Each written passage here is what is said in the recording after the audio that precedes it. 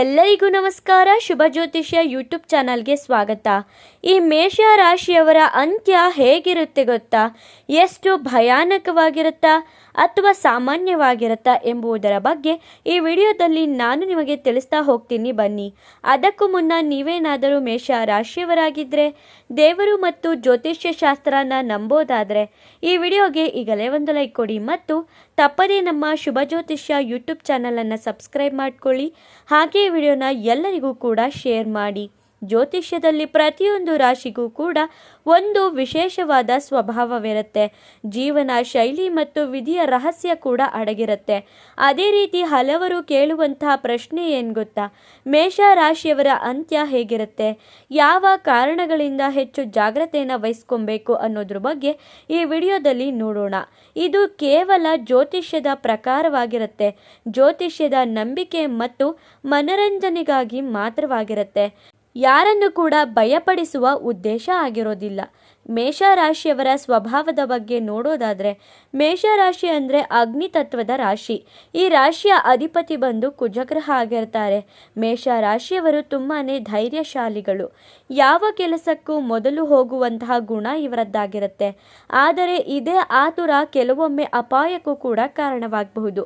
ಇವರು ವೇಗವಾಗಿ ವಾಹನ ಓಡಿಸುವುದು, ರಿಸ್ಕ್ ತೆಗೆದುಕೊಳ್ಳುವುದು, ಕೋಪದಲ್ಲಿ ನಿರ್ಧಾರ ಮಾಡುವುದು ಇತ್ಯಾದಿ ಸ್ವಭಾವ ಹೊಂದಿರ್ತಾರೆ. ಜ್ಯೋತಿಷ್ಯದಲ್ಲಿ ಮೇಷರಾಶಿಯವರಿಗೆ ತಲೆ ಭಾಗದ ಮೇಲೆ ಹೆಚ್ಚು ಪ್ರಭಾವ ಇರುತ್ತೆ. ಅದರ ಕಾರಣ ತಲೆನೋವು, BP, ಅಪಘಾತ, ಗಾಯ ಇವುಗಳಿಗೆ ಹೆಚ್ಚು ಜಾಗ್ರತೆ ಬೇಕು ಅಂತ ಹೇಳಲಾಗ್ತದೆ. ಇನ್ನು ಯಾವ ಕಾರಣಗಳಿಂದ ಸಮಸ್ಯೆ ಬರುತ್ತೆ ಗೊತ್ತಾ? ಮೇಷರಾಶಿಯವರು ಸಾಮಾನ್ಯವಾಗಿ ಶತ್ರುಗಳನ್ನು ಎದುರಿಸುವಂತಹ ಗೆಲ್ಲುವ ಶಕ್ತಿನ ಹೊಂದಿರ್ತಾರೆ. ಆದರೆ ಇವರ ದೊಡ್ಡ ಶತ್ರು ಅಂದರೆ ಅವರದೇ ಆತುರ.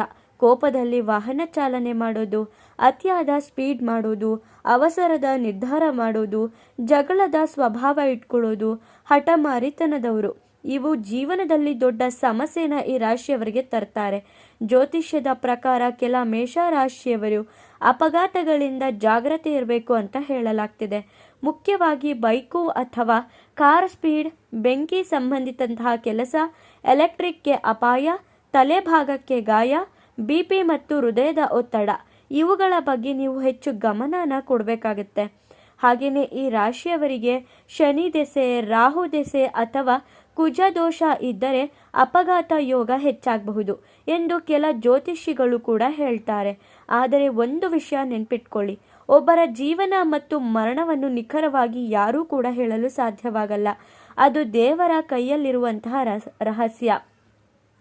ಜ್ಯೋತಿಷ್ಯವು ಕೆಲವು ಮುನ್ನೆಚ್ಚರಿಕೆ ಮಾತ್ರನ ಕೊಡ್ತಾ ಇರುತ್ತೆ.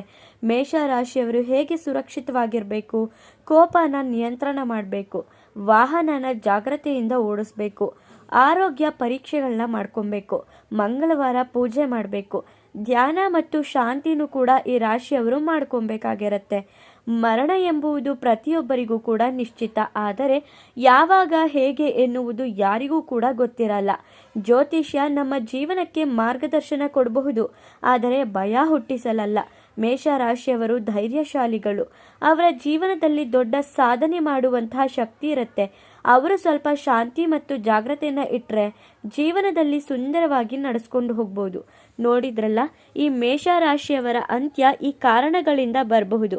ಅದಕ್ಕೆ ಏನೇನು ಪರಿಹಾರಗಳನ್ನ ಮಾಡ್ಕೊಬೇಕು ಅಂದರೆ, ನೀವು ಯಾವಾಗಲೂ ಕೂಡ ಆಂಜನೇಯ ಸ್ವಾಮಿಯ ಮೊರೆ ಹೋಗಬೇಕಾಗುತ್ತೆ. ಓಂ ಬಜರಂಗಿ ಅಂತ ಕಮೆಂಟ್ ಮಾಡಿ. ಧನ್ಯವಾದಗಳು.